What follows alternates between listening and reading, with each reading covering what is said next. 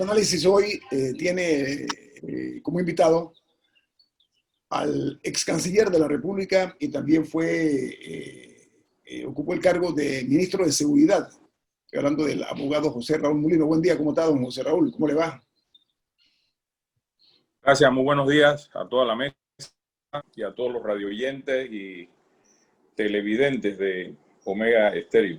Gracias. Un gran placer estar con ustedes. Igualmente. Oiga, el director de la Caja de Seguro Social, Enrique Lau Cortés, ayer informó que la empresa FCC, una empresa muy cuestionada, sobre todo los señalamientos que se hacen en España y otros países de actividades non santas, por ponerlo de esa manera, dice el director de la Caja de Seguro Social que la empresa en comento envió una nota en la cual advierten o anuncian la disolución del contrato de la ciudad hospitalaria que fue adjudicado en el gobierno de Ricardo Martinelli por 554 millones de dólares.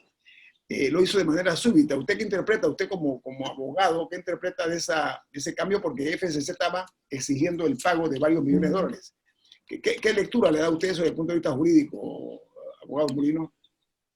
Sí, gracias. En primer lugar, como abogado que soy, siempre he sido muy renuente a opinar de contratos y menos de estas complejidades sin haber conocido el mismo.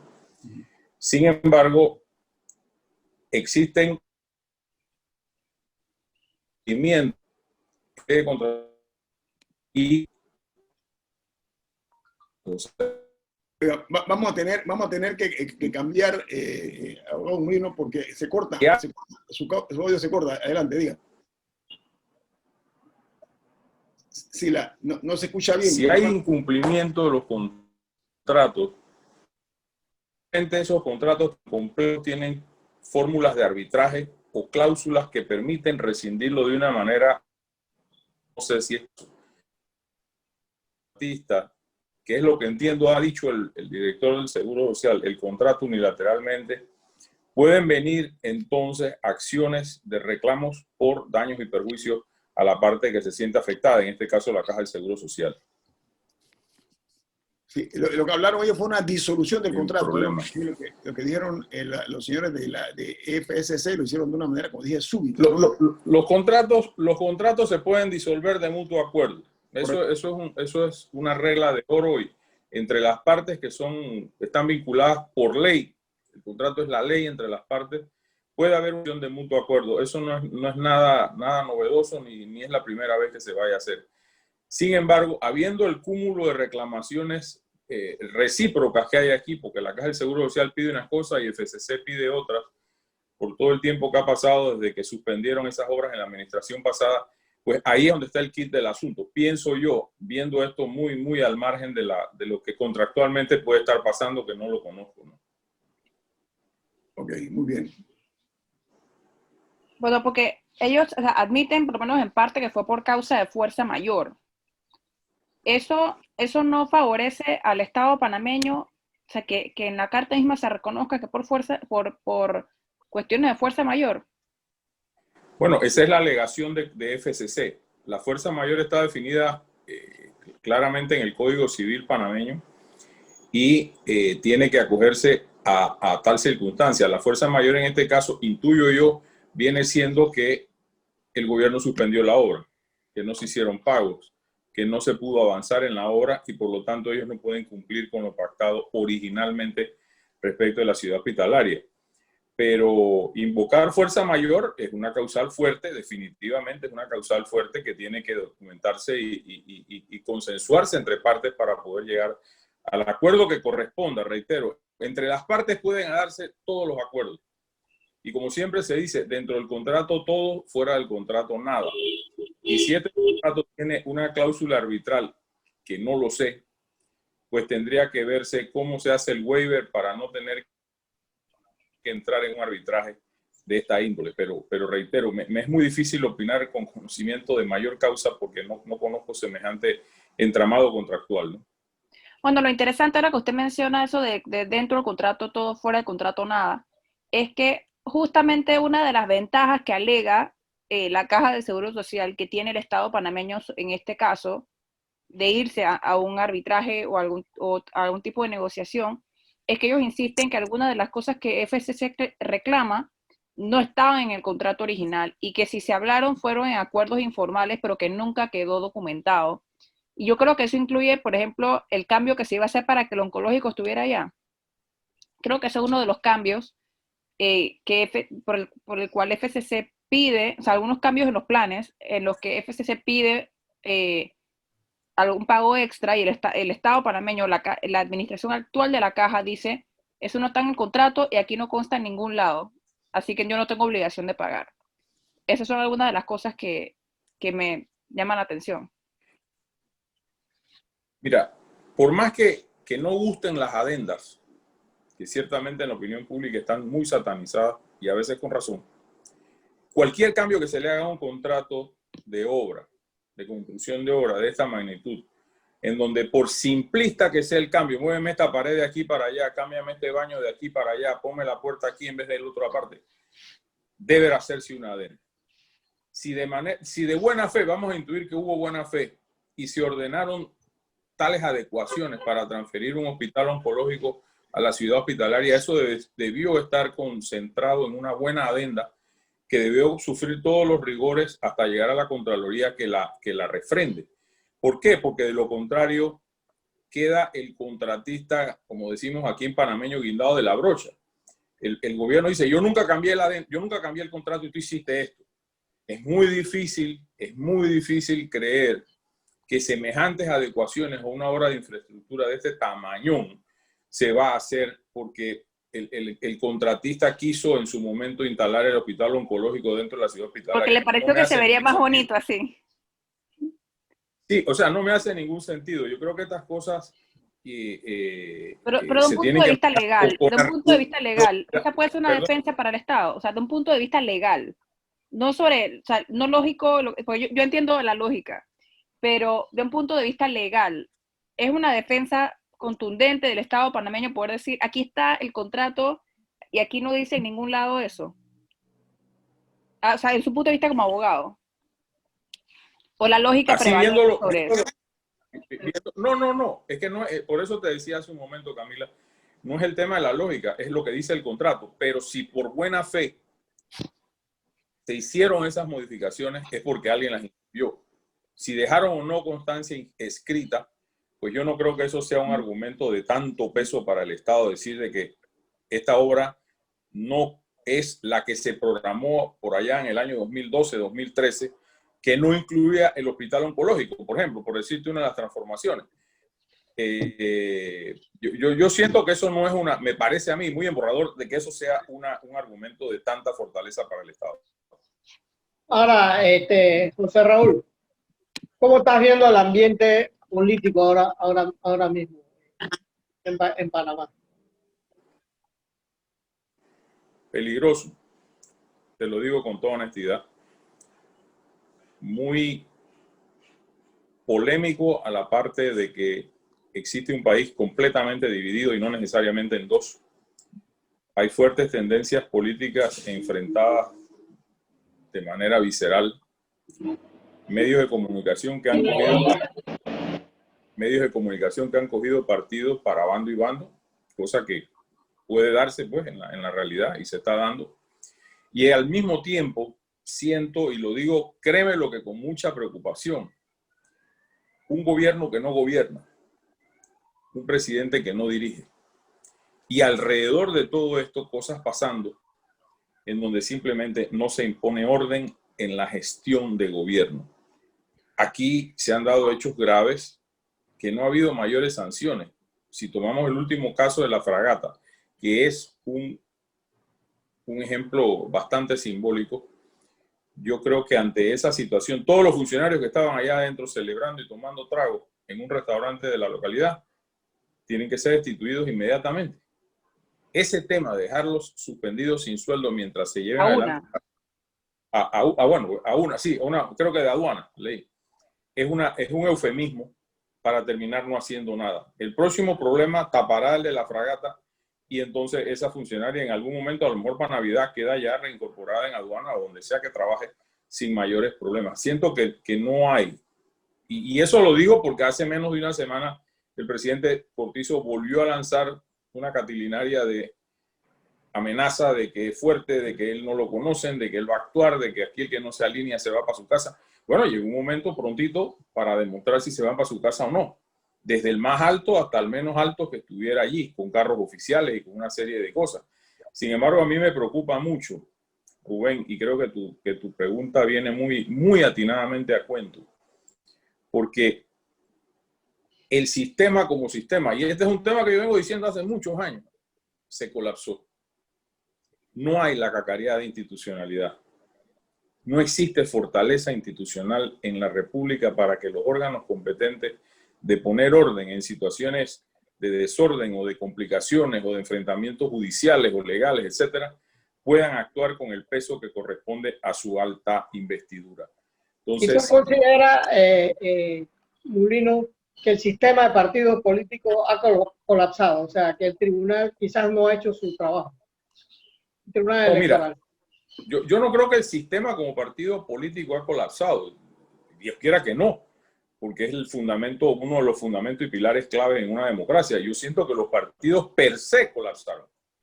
Ningún partido está en este momento ni cercanamente orientando ni a su membresía ni a la opinión pública nacional respecto de qué hacer o cómo hacer en una situación que nos atañe a todos.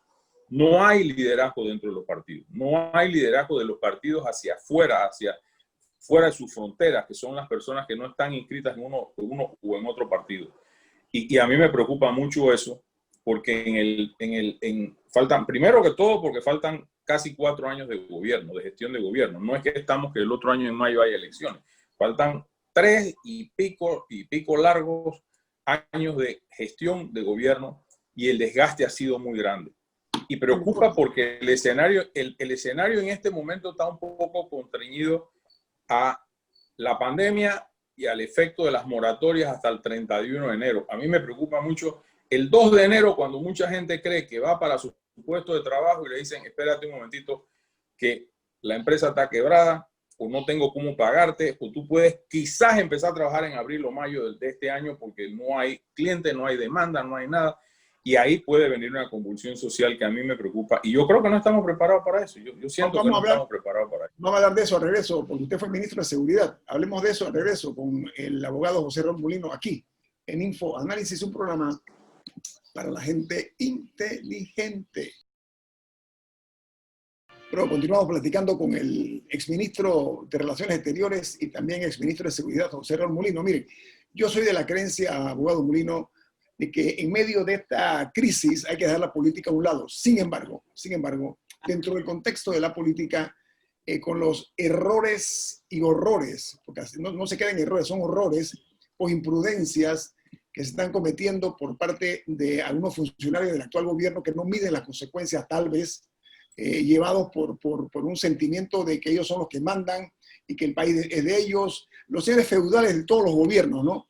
Pero ¿qué es lo que yo siento que más puede ir irritando a la sociedad panameña?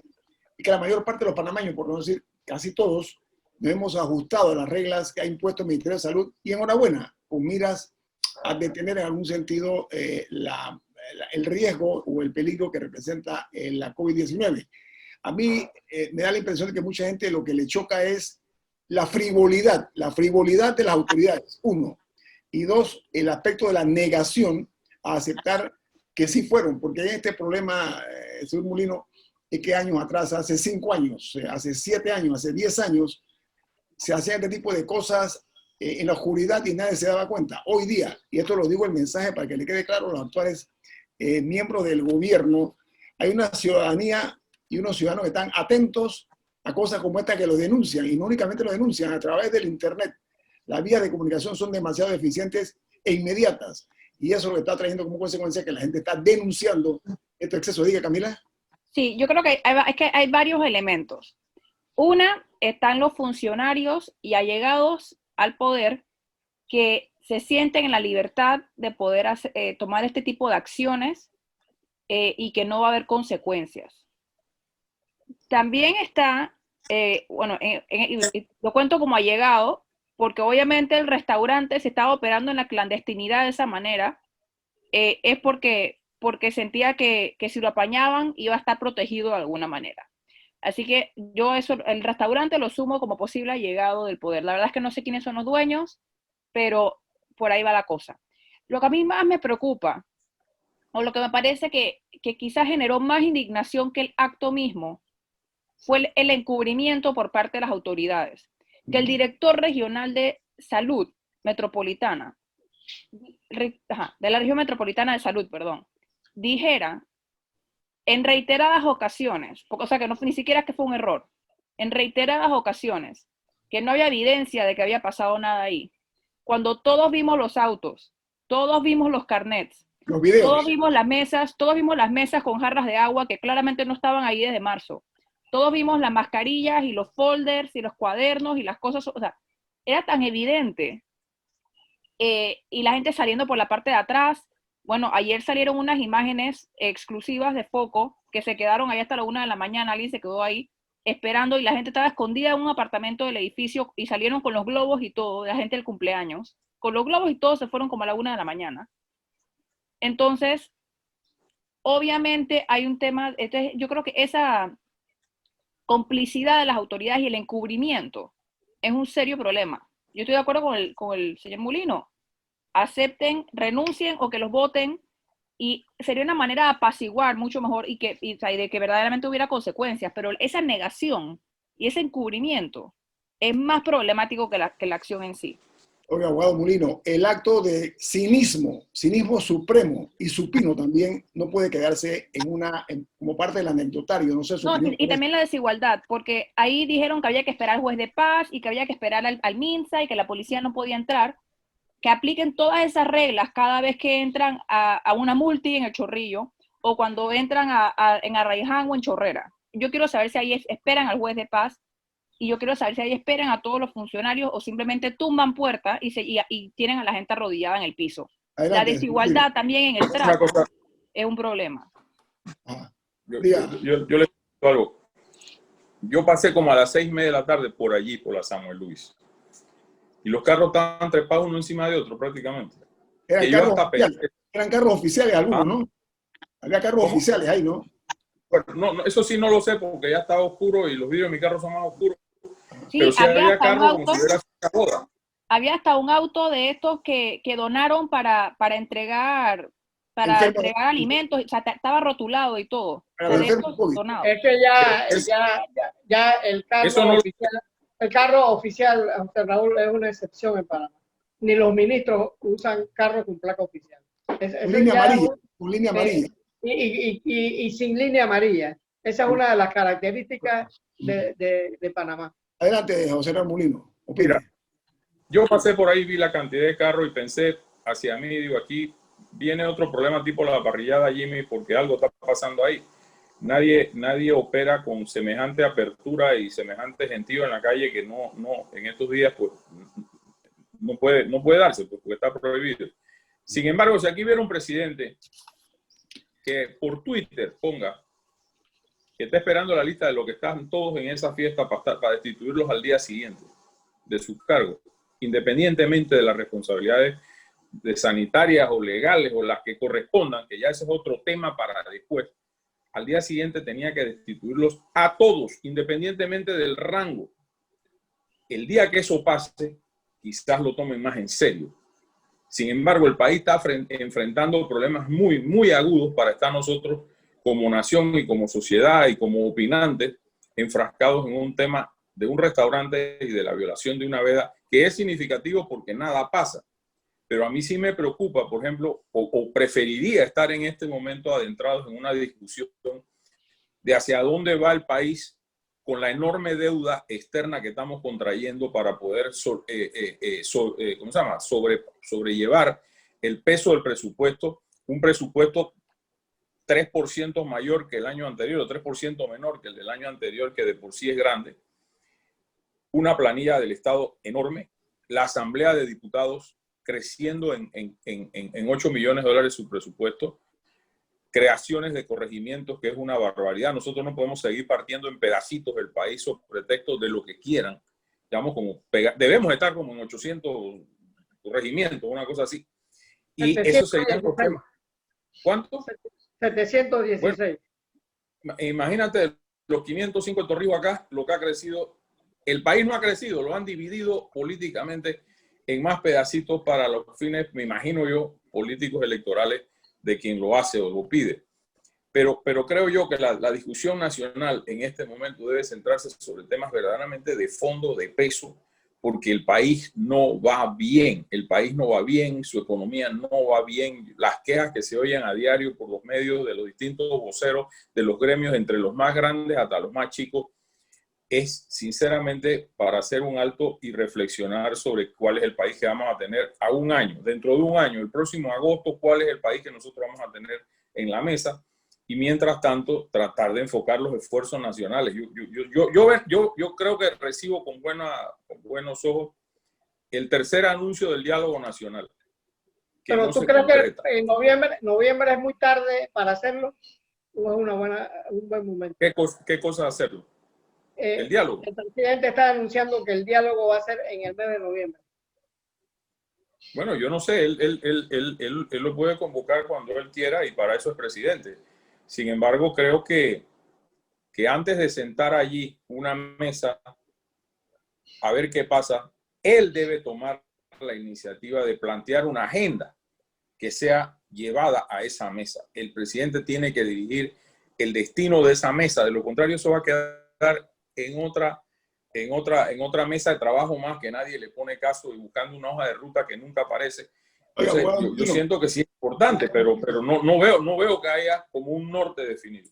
Oiga, ¿Cómo usted evalúa el manejo de la situación? Yo quiero retomar el tema del presupuesto que tocó el abogado Mulino. Oiga, mire, le voy a poner un ejemplo. Uno de los países con menor índice de mortalidad y de casos de personas afectadas por la COVID-19 o por el coronavirus es Uruguay, ¿sí? En Uruguay fue elegido como presidente de la República Luis Lacalle Pou, un hombre joven, un político con una mentalidad muy moderna, pero con una visión distinta de lo que es administrar un país. Él acaba de anunciar, en base a lo que usted dice del presupuesto, mire usted el ejemplo. Lacalle Pou ha dicho que ha confirmado un presupuesto austero. Esa frase en Panamá no se usa, esa palabra de austeridad, ni siquiera en medio de la crisis, pero no únicamente eso, sino que anunció que no va a subir los impuestos. Entonces, esa es una de las promesas de campaña que él hizo y la está cumpliendo ahora mismo. Eso lo dice la agencia de noticias EFE, que es una de las más prestigiosas agencias de noticias internacionales. ¿Qué le parece esa nueva mentalidad de los nuevos políticos en el caso de Lacalle Pou? Yo creo que es lo correcto.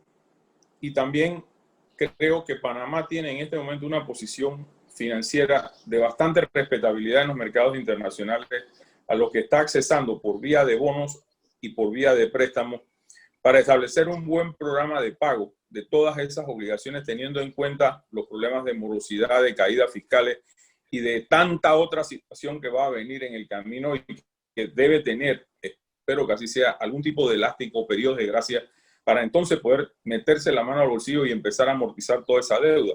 Lo que expresó el ministro de Economía y Finanzas de que de aquí en adelante es con deuda pública que se va a mantener el Estado, yo creo que es muy preocupante. Al inicio de la gestión, en la presentación del plan financiero quinquenal que presentó el gobierno por mandato de la ley, hablaron de 10.000 millones de dólares de aumento de deuda pública en el quinquenio. Yo creo que eso va a sobrepasar esas expectativas producto de la pandemia. Ahora bien, yo he vivido situaciones de gobiernos que han tenido que tomar decisiones muy duras, como en el caso de Guillermo Endara, y gobiernos que en bonanza, como el caso de Martinelli, también se tuvieron que dar ajustes presupuestarios respecto de casos específicos. Cuando las recaudaciones no dan, tenían que ajustarse. Y es ahí donde el MEF tiene que tomar un rol importante para analizar, por ejemplo, al 30 de agosto, cuáles partidas del presupuesto no están comprometidas, cuáles partidas del presupuesto no se van a comprometer de aquí al 31 de diciembre, cuáles partidas del presupuesto son vacantes, disponibles, que no se pueden nombrar. Y todos esos dineros o todo ese presupuesto irlo transfiriendo a la entidad de salud, por ejemplo, que es la que más demanda hoy día sin tener que asumir deuda pública. El problema aquí que enfrenta este gobierno, que no lo ha enfrentado ningún gobierno anterior en ninguna circunstancia, por lo menos después de la invasión para acá, es la caída de más del 50% de los ingresos por vía de tributos. Y peor aún, todo el que tiene que pagar un tributo correspondiente al periodo fiscal del 2019, yo no creo que tenga la plata en el banco. Tiene que venir otra ley de moratoria, extendiendo esos pagos más adelante. Porque entre salvar empresas y pagar tributos, yo creo que primero hay que salvar la empresa. Entonces, el Estado va a tener mínimo por un año más, y lo digo, yo no soy un financista ni yo soy abogado yéndole a los números, pero ciertamente nosotros vamos a tener un año fiscal 2021 lleno de sorpresas no muy buenas ni muy agradables en términos de números. Por ejemplo, ayer me comentaba un amigo que una distribuidora de automóviles de lujo le dijo que los automóviles del año 2021, no los van a traer a Panamá. Esa distribuidora de automóviles. Porque están llenos de automóviles de 2020 que van a tener que quemar, usando el término de baratillo, porque no saben qué hacer. Entonces, si llevamos eso a otras instancias, imagínate los malls grandes, los malls chiquitos, los malls del interior. Imagínate la situación financiera en que están las cadenas de hoteles grandes, que tienen 6 meses que no alquilan un cuarto. Y la realidad indica que un hotel cerrado cuesta igual que un hotel abierto. Y tienen que tener obligaciones financieras muy, muy grandes con sus bancos acreedores. Entonces, todo ese paquete de deuda privadas y públicas tienen que someterse a un programa de análisis para ver cómo vamos a ir saliendo poco a poco de todos estos temas y de acuerdo a reestructuraciones muy profundas, ¿no? Un corte comercial. Estamos platicando con José Raúl Mulino, exministro de Seguridad y exministro de Relaciones Exteriores. Regresamos aquí a Infoanálisis. Viene más. Bien, vamos a continuar platicando con el exministro José Raúl Mulino. Cuando yo me refería a lo actuado por el presidente en materia de presupuesto para Uruguay, el presidente de la calle, el ahorro del gasto público que él anuncia de $900 millones en medio de la pandemia. Hay un ahorro, pero bueno, vamos a dejar ese punto a un lado porque, abogado Mulino. No, pero yo tenía un comentario sobre el tema económico. Proceda. Sí, a mí me parece importante el vocabulario, o sea, un presupuesto austero o de austeridad. O sea, hay que tener cuidado con esa palabra, porque yo recuerdo que Felipe Argote dijo hace mucho tiempo en este programa, y lo ha reiterado en distintas ocasiones, que sí se tiene que recortar cosas, pero porque no se puede seguir financiando con deuda la operación del Estado, o sea, el funcionamiento. Que la deuda no es para eso, y que lo que él decía era que más vale que todo ese dinero que se estaba pidiendo prestado no fuera para pagar planilla, que eso es un error. Pero me parece importante que si se va a recortar gastos, que se tiene que hacer. O sea, yo no veo cómo no lo harían, a pesar de que el presupuesto está aumentando, lo cual no me explico. Es importante que no sea en programas de inversión social y que no sea en el área de servicios y que no sea tampoco en áreas de ayuda social. O sea, no hay por qué cortar un 120 de los 65, pero mantener la planilla. O sea, es importante. Social, sí, la parte social. Es importante, no, es que en temas de austeridad, cuando se usa la palabra austeridad, a veces sufren ese tipo de programas en otros países. O sea, es porque son caros. Pero es importante, en Panamá tenemos muchísimas necesidades y si se va a hacer recorte de gasto, que yo creo que se va a tener que hacer, que no toquen áreas de ayuda e inversión social. Porque vamos a dar un giro al programa porque el país... Totalmente de acuerdo. El país está pagando onerosas facturas del pasado. Eso hay que reconocerlo por una parte. Por la otra, hay que mirar con muchísima atención el hecho de que nosotros en este país tenemos que buscar un cambio sustantivo del camino que estamos por recorrer producto de la crisis de la pandemia. Porque enfrentamos un nuevo país, un nuevo destino. Nunca va a ser Panamá, el Panamá de ayer, eso no existe, por lo menos a corto plazo. Bien, dicho esto, abogado Mulino, yo quería tocar el tema de la seguridad. ¿Ok? Vía ejemplo. Ayer se reportó, por decirlo menos, una balacera en el Corredor Sur. Una mujer muerta que era una activista del PRD, menores de edad en el auto, en pleno corredor, un área que es muy transitada. Luego se dio en Tocumen otro crimen a balazo también. En fin, aquí estamos viendo un crecimiento exponencial de los casos de balaceras. ocurrió también en el gobierno de Varela y en el gobierno de Martinelli. Pero me preocupa que en medio de los controles que hay, se esté dando este incremento en cuanto al uso de armas de fuego y repito, las preocupantes balaceras. En Costa del Este hubo un asalto a una señora en un centro comercial en plena luz del día recientemente. ¿Qué recomienda usted que hagamos en materia de seguridad para retomar, de alguna forma, darle la paz social que necesitamos todos? Yo creo que hay que implantar nuevamente un programa que fue muy exitoso, que era el programa de cuadrantes, o sea, de vigilantes, marcar cuadrantes en toda la ciudad, sobre todo en las zonas rojas, para poder tener claro qué es lo que está sucediendo y monitorear a través de la estadística criminal dónde se tiene que vigilar más el país. Sin embargo, hay que distinguir en los tipos de asaltos. Por ejemplo, el asesinato de esta señora ayer en plena vía, créeme que es porque no anda haciendo las cosas bien. Eso tiene una connotación de mafia, de narcotráfico, de cualquier cosa menos algo fortuito, porque se nota que es un asesinato seguido. Van siguiendo, se van los muchachos, abalean el carro, vuelven y se montan y se van, y a lo mejor no los encuentran. El del centro comercial a lo mejor es otra realidad, producto de otra situación, que sí se puede incrementar, porque la gente va a salir de la calle a robar o a que los maten, porque no va a haber trabajo. Entonces, tiene que establecerse ya una estrategia, a mi juicio, para la convulsión social que estamos a punto de enfrentar. Y se va a enfrentar, ojalá que no en gran dimensión, pero se va a enfrentar en los distintos lugares en donde simple y sencillamente no hay comida, no hay plan, no llegan los bonos, no llegan las bolsas, se destituyó a la gente. No es prudente que la Policía Nacional en este momento esté frenteando, por decirlo en una palabra que no me gusta, pero la realidad política del país. Las autoridades municipales, representantes, alcaldes, ministros, viceministros, han dejado a la Policía Nacional enfrente de una situación que no les compete. ¿Cuál es esa situación, abogado Molino? Están poniendo el pecho delante de crisis y problemas que tienen que ser resueltos por la estructura política de la nación, antes de tener que recurrir a la Policía Nacional. ¿Pero es que los están dejando ahí o es que los están poniendo ahí? Puede ser una mezcla de ambos, ¿eh? Puede ser una mezcla de ambos. O sea, los toletes y las pistolas son las que se están hoy día utilizando como recurso para detener la ira o el desencanto social. Eso, ¿cuál es el riesgo de eso?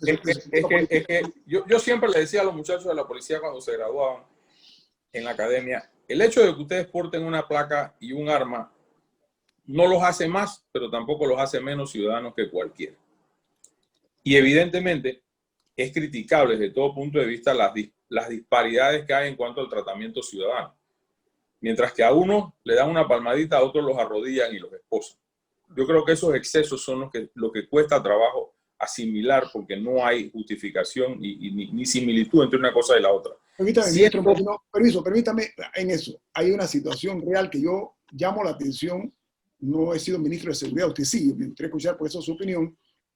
En varias ocasiones se ha visto que la gente está irrespetando a la policía por exceso. La policía tiene muchos excesos y no ha habido manera de que alguien le ponga ese cascabel al gato. Esa acción agresiva está provocando una reacción que no es del todo feliz. Ministro Molino, ¿qué hacer en esas circunstancias para que retome el respeto hacia el uniforme y hacia el hombre, por supuesto, ¿no? Yo enfrenté situaciones como esa. No tanto como ahora, pero sí las enfrenté. Y ahí es donde tiene que venir la autoridad competente a poner orden. ¿Cuál es esa? En el caso que corresponda, puede ser un juzgado, puede ser una fiscalía, quien corresponda. Pero esa persona que saca la mano y le mete una trompa a un policía, tiene que dársele seguimiento y tener una condena. Porque si ese policía, y no todo el mundo amanece de buenas, todos los días, saca el arma y le mete un tiro, el policía es hermano cuando también lo provocaron. Entonces, los policías no son robots, tienen sentimientos, tienen problemas, sufren igual que sufrimos todos los ciudadanos que no usamos uniformes de las realidades propias, y ellos enfrentan en sus barrios una enorme cantidad de presión social de parte de sus vecinos y sus parientes. O sea, pero también hay un tema... El policía no llega a las 6 de la mañana al cuartel a empezar a trabajar fresco y tranquilo. La mayoría viene sobrepasados en los turnos, con 4 horas de sueño, mal dormido, corriendo, tiene al hijo enfermo, pero tiene que ir para la subestación. Tienen una serie de problemas sociales que hay que atender y con prioridad.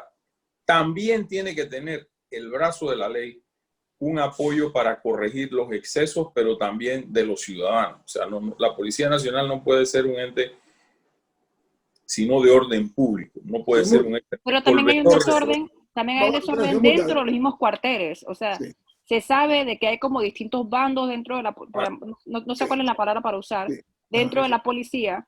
Y que, eso me duele mucho. Eso me duele mucho porque conozco la realidad y en este momento, por toda la información que yo manejo, y lo digo, yo soy poco de hablar de estas cosas porque se le hace un daño o se le propina un daño a la institución. Hay un enfrentamiento muy grande entre los grupos que controlan las entidades de seguridad, sobre todo la Policía Nacional, que es una entidad enorme. La Policía Nacional tiene 26, 27 mil unidades entre pitos y flautas juntas, en lo que compone el componente, me refiero. Okay. Y evidentemente hay un enfrentamiento de los distintos grupos y se están pasando facturas muy, muy grandes entre ellos. Y eso desmoraliza mucho a la tropa, desmoraliza mucho a la base, que dice, si estos se están peleando arriba, yo porque me voy a fregar acá abajo. Bueno, también uno de los problemas es que nosotros militarizamos el país, José Raúl, porque de tener una Guardia Nacional que era única, creamos las famosas fuerzas, ¿no? Ahora hay Fuerza Aérea aparte, la policía que es aparte, el servicio de fronteras que es aparte. Entonces, tenemos, por mucho que digamos que somos un país democrático, somos un país militarizado, por todos lados. Yo he escuchado tu argumento en múltiples ocasiones y te lo rebato. Yo creo que lo que se hizo en el año 2008, al romper la unidad monolítica de una sola fuerza, yo creo que fue sano. Cada una tiene su especialidad y no se pueden meter una con la otra. Cada una hace un rol distinto a la otra y tiene sus especialidades técnicas y sus capacitaciones. Pero la Policía Nacional sí sigue siendo un ente grande, mayoritario.